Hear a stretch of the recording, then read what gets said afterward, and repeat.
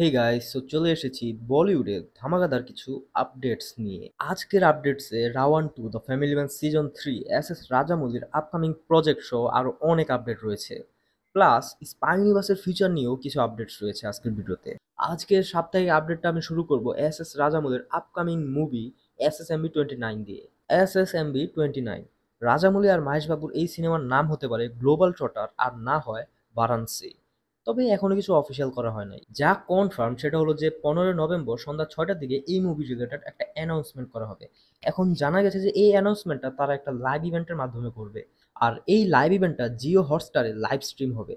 এই ইভেন্টে আমরা মাহেশ বাবু, রাজামৌলি আর প্রিয়াঙ্কা চোপড়াকে দেখতে পারবো। এখন এই সিনেমার খলনায়কের চরিত্রে থাকছে পৃথিবীরাজ সুকুমারন, যার লুকটা এই লাইভ ইভেন্টে প্রকাশ করা হবে। আর রাজামৌলি কিন্তু নিজে বলেছেন যে সে তার মুভির ভিলেনগুলোকে একটু স্পেশাল ট্রিটমেন্ট দিতে ভালোবাসেন। এখন আসি বলিউড আপডেটসে, যেখানে একের পর এক মুভির পার্ট হতে যাচ্ছে কার্তিক আরিয়ান। সো এখন অনেক নিউজ আসছিল যে কার্তিক আরিয়ান নাকি নাগজিলা নামের একটা সিনেমা করতে যাচ্ছে। সো রাইট নাও আপডেট হচ্ছে যে কার্তিক আরিয়ানের এই নাগজিলা মুভি শুটিং শুরু হয়ে পড়ছে। প্লাস এই মুভিটা কিন্তু পুরাপুরি কমপ্লিট হয়ে 2026-এর 14 আগস্টের রিলিজ হয়ে পড়বে। অন্যদিকে কার্তিক আরিয়ানের ভুলভুলাইয়া 4 নিয়েও একটা আপডেট।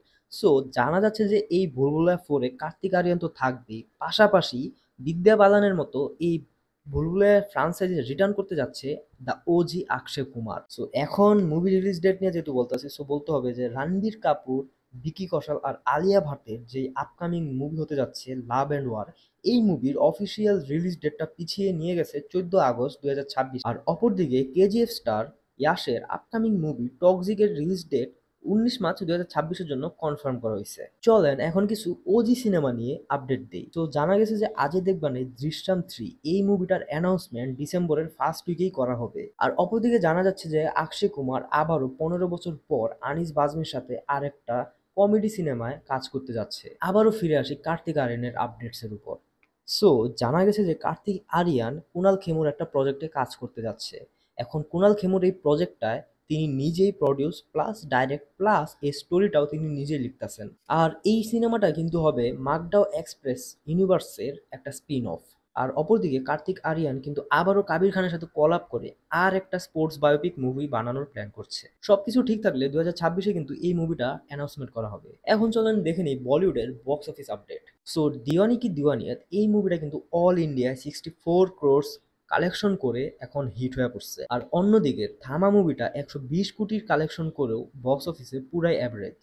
এখন বক্স অফিস নিয়ে যেহেতু বলতেছি, সো শাহরুখ খানকে নিয়ে কিছু না বললে তো হয় না। সো শাহরুখ খানের কিং মুভির টাইটেল টিজার কিন্তু দেওয়া হয়ে পড়ছে। আর এটা নিয়ে কিন্তু আমার এই চ্যানেলে একটা রিয়াকশন ভিডিও প্লাস একটা রিভিউ ভিডিও পেয়ে যাবেন। আর অন্যদিকে লোকেশ কান্নারাজ, সো এই লোকটার কথা তো না বললে হয় না।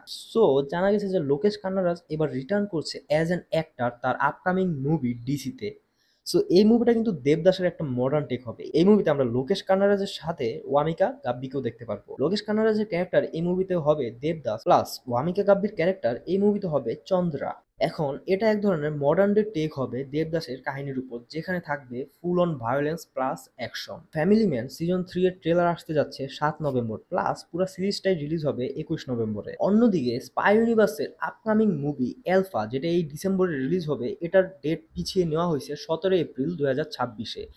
আর জানা গেছে যে এই মুভিতে কিন্তু আমরা শাহরুখ খানের পাঠান অথবা সালমান খানের টাইগারের ক্যামিও দেখতে পেতে পারি। সো কার্তিক আরিয়ানের এই বছর কিন্তু একটা মুভি রিলিজ হবে। এই মুভিটার নাম হচ্ছে তু মেরা मैं तेरी, যেখানে আমরা কার্তিক আরিয়ানের সাথে দেখতে পাবো আনান্ডা পান্ডেকে। আর এই মুভিটা রিলিজ হবে 25 ডিসেম্বর।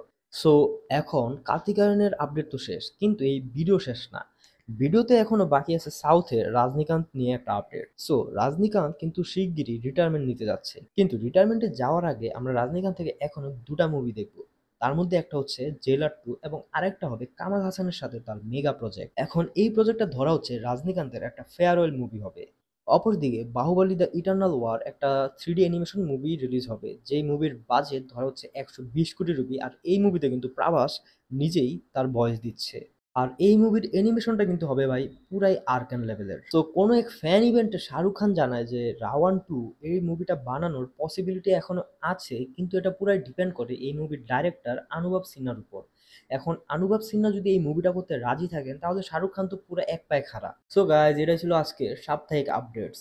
সো এরকম ভিডিওর জন্য অবশ্যই আমার এই চ্যানেলটি সাবস্ক্রাইব করে দিবেন। আর ভিডিওটি ভালো লাগলে কিন্তু অবশ্যই লাইক করে দিবেন। আর আপনার গুরুত্বপূর্ণ মতামত অবশ্যই কমেন্ট বক্সে জানাবেন।